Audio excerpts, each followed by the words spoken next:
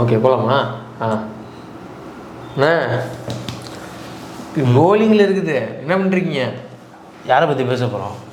யார் பேசணுமா? இவ்வளோ நேரம் சொல்லிட்டு இருந்தானே பா, தனியாக சொன்னது வேறங்க. சொல்லுப்பா, யாரை பற்றி பேச போகிறோம்? அதுதான் மாண்புமிகு எதிர்கட்சி தலைவர், அதிமுகவின் கழக பொதுச் செயலாளர், பேரை சொல்லுங்க. அதான் அவர் எடப்பாடி பழனிசாமி இஸ்தபார் அவர்களுக்கு. அதனால தான் கீழே இருந்து இன்டர்வியூ கொடுத்தாங்க. ரைட்டு. அதாவது கீழே இருந்து அடிமட்டத்திலேருந்து உழைத்து மேலே வந்தவர், ஒரு பெரிய பதவி அடைஞ்சிருக்கிறவர், அந்த மாதிரி தான் குறியீடா? இல்லையே, டோன் மாறுது. சரி, இதெல்லாம் பேசலையே. என்ன தனியாக போயிட்டு எங்கேயாவது பொட்டன்ஷியலாக வாங்கிட்டு வந்துட்டியா? அதுக்கு வாய்ப்பு இல்லை. உடஞ்ச ஃபோனை வாங்குறதுக்கு காசுல நீங்கள் வேற. அதான் இந்த குறியீடுலாம் பண்ணுறீங்களே, நமக்கு ஒன்றும் புரியலையே, என்னன்னு கேட்டேன். குறியீடுலாம் உனக்கு புரியும். சரி, ரைட்டு, ஓகே. அதான் இப்போ சமீபத்தில் மகாவிஷ்ணு அப்படின்ற ஒரு மூடநம்பிக்கை பேச்சாளர் ஒரு இடத்துல பேசி மாறினார் இல்லையா? அதையொட்டி பல்வேறு அரசியல் தலைவர்கள்ட்டையும் மைக்கை போட்டு கருத்து கேட்டாங்க. அதே மாதிரி நம்ம சித்தப்பாருக்கிட்டையும் கேட்டாங்க. அவர் வந்து ஒரு அறிக்கையை வாசிச்சாரு. கண்ணில் குத்திராத போதும். அந்த அறிக்கையில் என்ன இருக்குது, அது மட்டும் இல்லாமல் சமீபத்தில் அவர் கொடுக்குற ப்ரெஸ் மீட்டெல்லாம் எவ்வளவு ஒரு அரசியல் பாடங்களாக, ஆமாம், எவ்வளவு ஆழ்ந்த அரசியல் பார்வை அவருக்கு இருக்கு, மேலும் அவர் கடந்து வந்த அரசியல் பாதைகள் எப்படி அப்படிங்கிறத இந்த வீடியோ. அப்படி சொல்லக்கூடாது, மேலும் அவர் கடந்து வந்த அரசியல் பாதைகள் எப்படி அதை தான் இந்த வீடியோவில் பார்க்க போகிறோம்.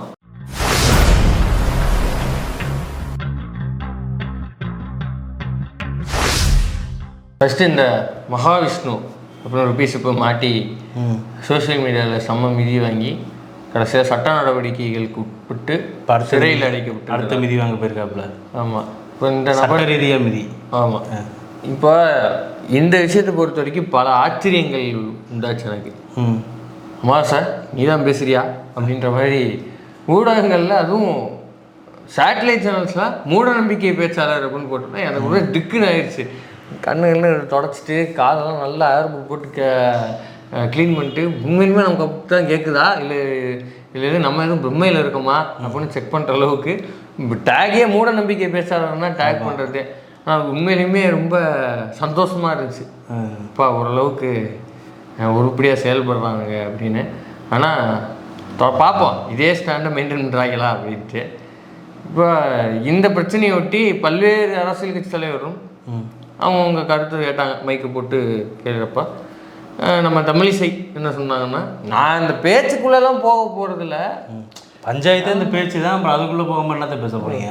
பிராதே இந்த பேச்சு தான், பிராதே ஆட்டை காணும் தான். நான் களவண்ணதை பற்றி பேச மாட்டேன்னா இது என்ன அர்த்தம்? அப்புறம் எதுக்கு நீங்கள் பஞ்சாயத்தை பேசிக்கிட்டு கிளம்பு முதல்ல அப்படிங்கிற மாதிரி. ஒரு ஆடு காணா போயிருக்கு, அது லண்டனில் போயிருக்குது இல்லையா? அதுதான். சரி, தமிழ்நாட்டை விட்டு காணா போயிடுச்சுல்ல, அது வரைக்கும் சந்தோஷம்.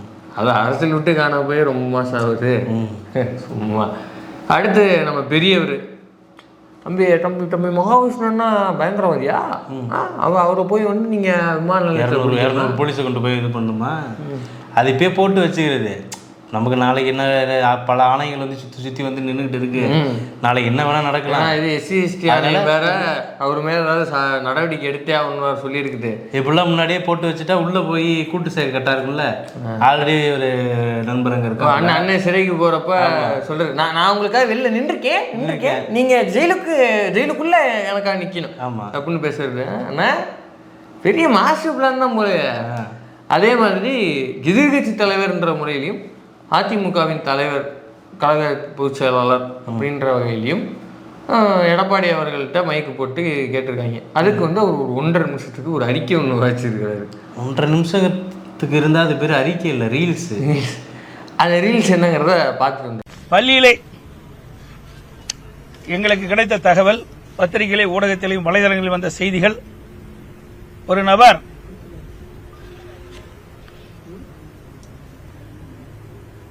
சர்ச்சைக்குரிய கருத்துக்களை தெரிவித்திருக்கின்றார். ஒரு நபர்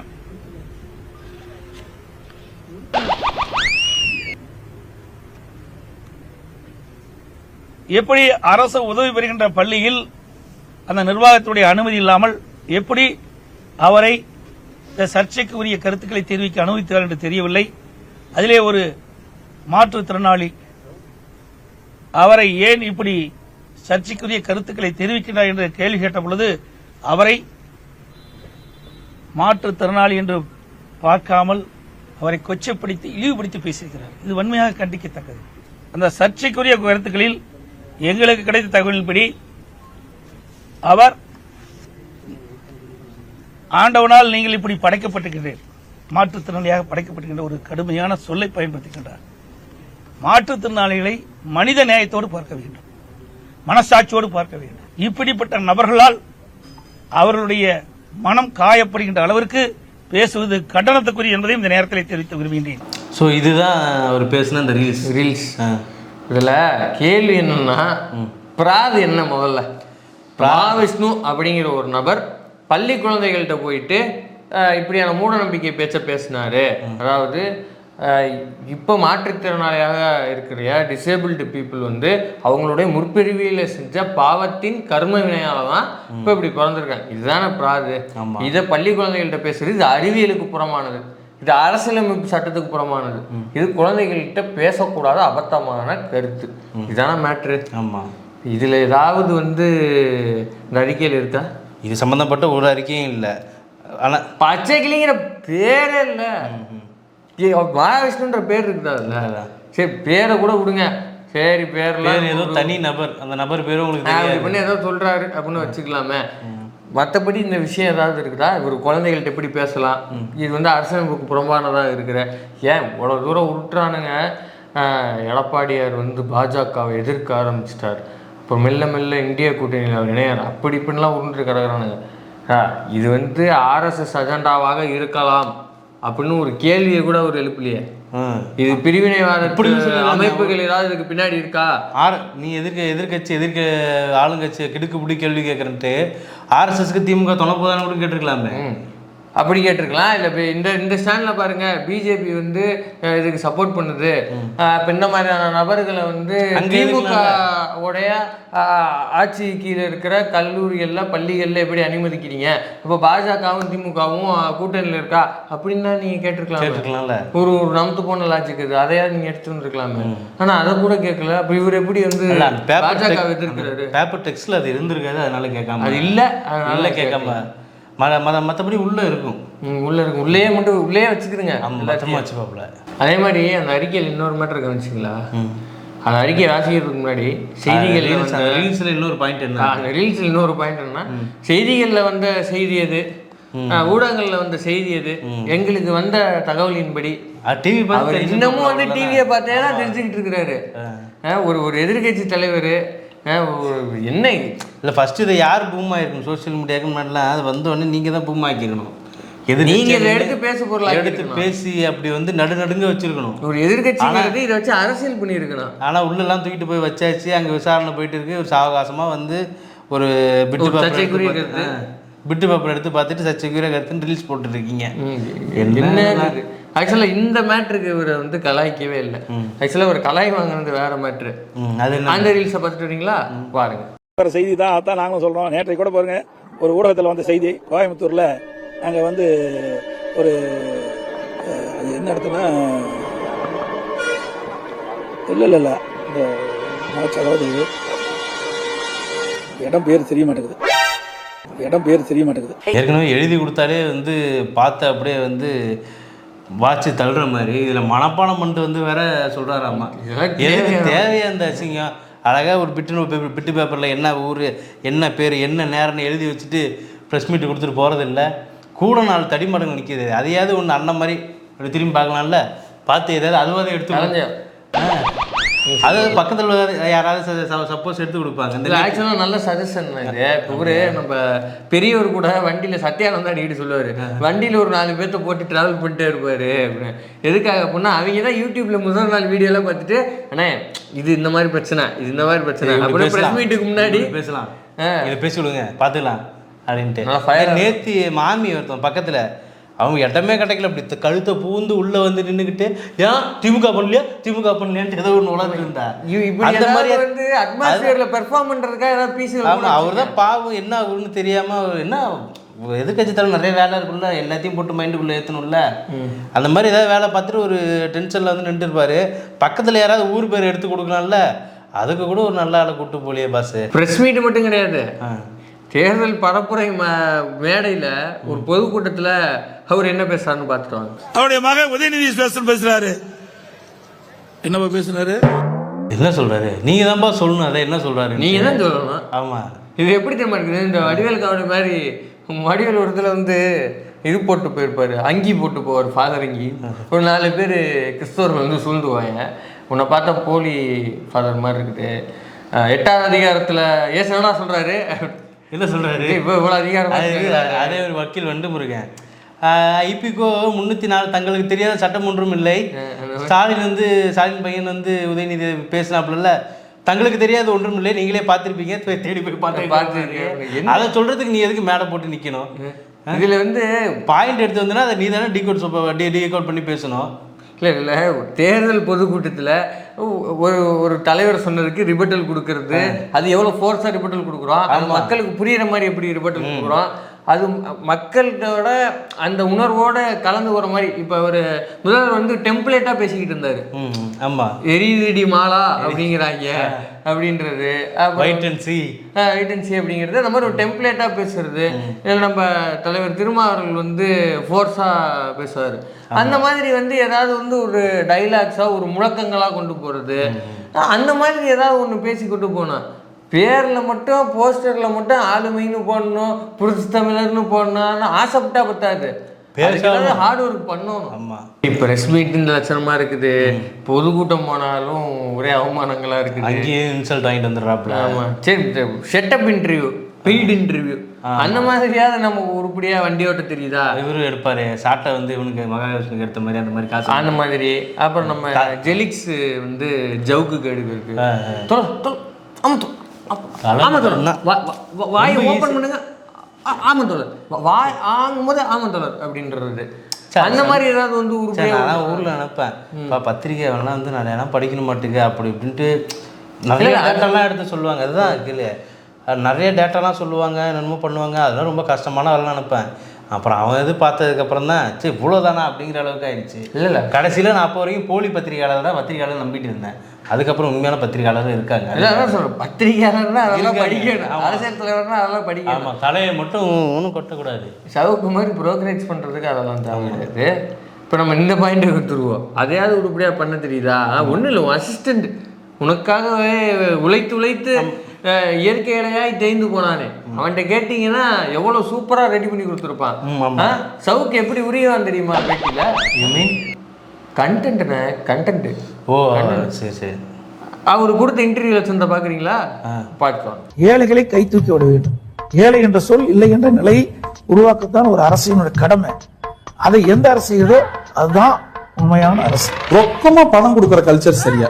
மீன் கொடுக்கணுமா, மீன் பிடிக்க கத்து கொடுக்கணுமா? அதாவது ரொக்கமா பணம் கொடுக்கறது கிடையாது, எல்லாமே பேங்க் மூலியமா அனுப்பலாம், வங்கிகள் மூலமாக அனுப்பலாம். எல்லாமே பேங்க் மூலியமா அனுப்பலாம், வங்கிகள் மூலமாக அனுப்பலாம். எப்படி? வேற லெவலில் ரொக்கமாக கொடுக்க மாட்டோம், பேங்க்கில் போடுவோம். ரெண்டுத்துக்கு என்ன வித்தியாசம்? அதே எனக்கு ஒரு கதை ஒன்று ஞாபகம் வருது. கதையில் சம்பவம், கலைஞர்கிட்ட வந்து உங்கள் மேலே வந்து நீங்கள் வந்து ஊட்டியில் சொத்தை வாங்கி குவிச்சிட்டீங்க அப்படின்ட்டு ஒரு அமைச்சர் வந்து அலிகேஷன் வைக்கிறாப்புல. அமைச்சர் இவர் எதிர்கட்சியாக இருக்கிறப்பயா நீ நிரூபிச்சிட்டேன்னா நான் வந்து பதவியை வந்து ராஜினாமா பண்ணிக்கிறேன் அப்படின்ட்டு கலைஞர் சொல்கிறாப்புல. நான் நிரூபிக்கலைன்னா நான் பதவியை ராஜினாமா பண்ணிக்கிறேன்ட்டு அந்த அலிகேஷன் வச்சு சொல்கிறேன். அவரும் சொல்லிட்டாரு. சரி, அப்போ இவர் ஏதோ டேட்டா கொண்டு வந்து வைக்கிறாப்புல, அது கேஸ் ஆகுது, இதெல்லாம் செல்லாது, அவருக்கு வந்து அப்படி ஒரு இடம் இல்லை, நீங்கள் போய் டேட்டா கொடுக்குறீங்கன்ட்டு அவரால் நிரூபிக்க முடியல. இப்போ எம்ஜிஆர் போயிட்டு கலைஞர்கிட்ட கேட்குறாரு, ஏன் அவர் தான் வந்து ராஜினாமா பண்ணிக்கிறேன்னு சொன்னார், நிரூபிக்க முடியலன்னா நீ வந்து சொல்லி ராஜினாமா பண்ண சொல்ல வேண்டியதானே, அதை இன்னைக்கு கேள்வி எழுப்ப வேண்டியதானே. ஐயா நமக்கு வந்து ஒரு என்டர்டைன்மெண்ட் ஒன்று தேவை. ஸோ இந்த மாதிரி காமெடி பீஸ்லாம் நம்ம அமைச்சர்லேருந்து அனுப்பிச்சிட்டோம்னா அந்த ஒரு குஜால் இருக்காது, என்ஜாய்மெண்ட் இருக்காது அப்படிங்கிற மாதிரி ஒரு தக்க போட்டு இருக்கட்டும், ஒரு என்டர்டெய்னிங்காக இருக்கட்டுமே, ஒரு காமெடி பீஸ் இருக்கட்டும். பார்த்தா நமக்கு அந்த ஞாபகம் தான் வருது. அதான் எனக்கு முதல்வர் சொன்னது தான் தேர்தல் படம். இல்லை, இதில் இன்னொன்று என்னென்னா அதிமுகவில் அப்போலேருந்து இப்போ வரைக்கும் காமெடி பீஸு தான் பயணிக்குது. சரி, இதெல்லாம் கூட விட்டுடலாம், பாவம். அதாவது சிலபஸ் ரொம்ப டஃப்பாக இருக்குது, எக்கனாமிக்ஸ் அது இதுன்னு பேச ரொம்ப டஃப்பாக இருக்குதுப்பா, மாநில சுயாட்சி அதெல்லாம் நமக்கு தெரியாது, அதெல்லாம் ரொம்ப கஷ்டமான சிலபஸ், அதனால் என்கிட்ட கேட்காதீங்க அப்படின்னு கூட ஒரு கன்செஷன் கொடுத்துருவோமே. போனால் ரொம்ப ஈஸியான ஒரு கொஸ்டின், ஒன்றும் இல்லை, சித்தப்பாங்கிறதுக்காக விடுவோம். ஆரியம் திராவிடம் இப்படியான ஒரு விஷயமே கிடையாது. இதெல்லாம் வந்து பொய்யான விஷயம், இதெல்லாம் பிரிட்டிஷ் காலத்துக்கு அப்புறம் நீங்க கிளப்பிவிட்டது அப்படின்னு வழக்கம் போல. யார் சொன்னா? வேற யார் சொல்லுவாரெல்லாம்? ஆர்.என். ரவி ஆளுநர் அவர்கள். அது அவரு தான் வந்து ஒரு மைக்க போட்டு வழக்கம் போல வளர்ற மாதிரி வளரலாம். குழந்தை திருமணம் பண்ண ஆர்.என். ரவி அவர் சொல்லியிருக்காரு, நம்ம எதுவும் சொல்லல. அவர் சொல்லியிருக்கிறாரு, இதுக்கு என்னங்க உங்களோட ரியாக்ஷன் அப்படின்னு மைக்க போட்டு இவர்கிட்ட கேட்டா அதுக்கு ஒரு சொன்னாரு பாருங்க, அது நீங்களே பார்த்துவாங்க. அது ஆரியமா நிதான அது அறிஞர்கள் பார்த்து கேட்டாதான் அது சரியா தப்பான்னு தெரியும். ஏன்னா இது உண்மையா பொய்யா என்பதற்கு இது ஆய்வு செஞ்சா தான் தெரியும். ஏன்னா ஆய்வு செய்யாம நீங்க கேட்கிற கேள்விக்கு தவறான பதில் நான் கொடுத்துடக்கூடாது. நான் சொல்றேன் இதெல்லாம் ஆய்வு செய்யப்படுகிறது. இந்த கேள்விக்கு இடம் தேவையில்லை, இது தேவையில்லாத கேள்வி. யாரை கேட்கணும் அவங்களை கேளுங்க, அப்பொழுதுதான் உண்டான பதில் உங்களுக்கு கிடைக்கும். என்னப்பா இது திராவிடன்னு என்னன்னு கேட்டா ஒரே வார்த்தையில முடிச்சிட்டாப்புல. ஏன்டெல்லாம் கேட்டால் திராவிடன்னு என்னன்னு கேட்டால், நான் திராவிட மொழி குடும்பம் இவ்வளோ இருக்குது, நிலப்பரப்பு இவ்வளோ இருக்குது, இவங்கெல்லாம் திராவிடர், எதிரான கருத்து, மாநில சுயாட்சி வந்து கல்வி உரிமை வந்து திராவிடம் தான் இப்போ கொடுத்துச்சு இப்படின்ட்டு இன்னும் என்னது இல்லை இதெல்லாம் பேசுனீங்கன்னா அவருக்கு மூச்சு முட்டி போயிடும். இவ்வளவு இருக்கா? அந்த ஒரு விவேகாம்படி ஒன்று இருக்கும்ல, நாட்டாமா, ஓ இதுக்கு பேர் தான் ஆனாவா அப்படிங்கிற ரேஞ்சுக்கு போயிடுவாரு. நீங்கள் வேற அப்படி இல்லை. எனக்கு இங்கே வந்து உட்காந்து பேச நம்மளே வந்து அங்கங்கே படிச்சுக்கிட்டு ஏதாவது நல்ல தகவலை கொடுக்கணும் அப்படின்ட்டு வந்து பேசுகிறோம்.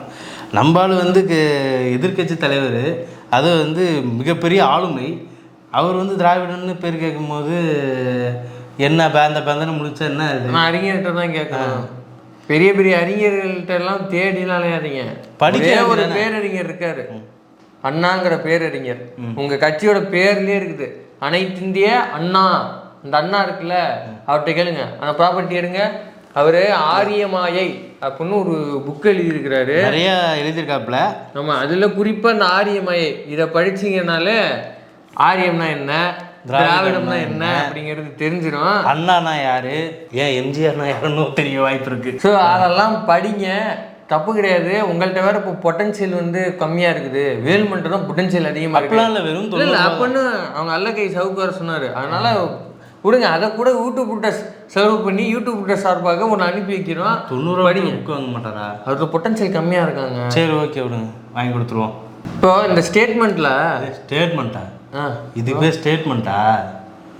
ஸ்கூல்லாம் போயிருக்கீங்கல்ல, வெள்ளிக்கிழமை ஹோம்ஒர்க் கொடுப்பாங்களா? திங்கக்கிழமை எழுதாம போனா என்ன பண்ணுவோம்? ஐயா எங்க பாட்டி இறந்துட்டாங்க ஐயா, அதனாலதான் ஹோம்ஒர்க் எனக்கு ரொம்ப பிடிக்குங்க ஐயா. இல்லை அம்மாவுக்கு உடம்பு சரியில்லையா, 2 இட்லி தான் ஐயா சாப்பிட்றாங்க இப்படின்ட்டு ஒரு ட்ராமா ஒன்று பண்ணுவோம்ல, அந்த ட்ராமாவோட அப்டேட் வெர்ஷன் தான் இது. அழுகாம சொல்றது. எனக்கு இதுக்காக பதில் தெரியாது, எனக்குலாம் தெரியாது, அறிஞர்கிட்ட கேட்கணும் அப்படிங்கிறதா இது. இல்லை அந்த மேட்டரே நான் வரல. அதுக்கு அடுத்த வார்த்தை கவனிச்சிங்களா? என்ன வார்த்தை அது? கேட்டு வாங்க. அதாவது இதெல்லாம் புராணம் படிக்கணும், நான் அந்த அளவுக்கு படிச்சோம் இல்லை. அதாவது இதெல்லாம் புராணம் படிக்கணும். என்னது திராவிடத்தை பத்தி தெரிஞ்சுக்க புராணம் படிக்கணுமா? எது பெரிய புராணமா? என்ன கொடுமையா இதெல்லாம்? புராண பொருட்களுக்கு எதிரானது தானே திராவிடம். பெரியார் வந்து சொல்லுவாப்புல, உன் புராணத்தில் வந்து கடவுளையும் காதலையும் கட் பண்ணி விட்டுட்டா, மைனஸ் பண்ணி விட்டுட்டா வேற ஒன்றுமே இல்லடா வெங்காயம் அப்படின்னு. கலைஞர் பேசாதா? கட்டை விரலை காணிக்கையா கேட்பது நியாயம், கட்டை விரலோ தலையோ காணிக்கையா என்னால் எவனும் கேட்டா பட்டை உரியும் சுடுகாட்டில் அவன் கட்டை வேகும். இது இப்படிலாம் பேசிதானே அந்த திராவிட இயக்கம்ங்கிறதே வளர்ந்தது. என்ன இதெல்லாம்? அப்பவே நியூ எஜுகேஷன் பாலிசி எடுத்துருக்காப்புல.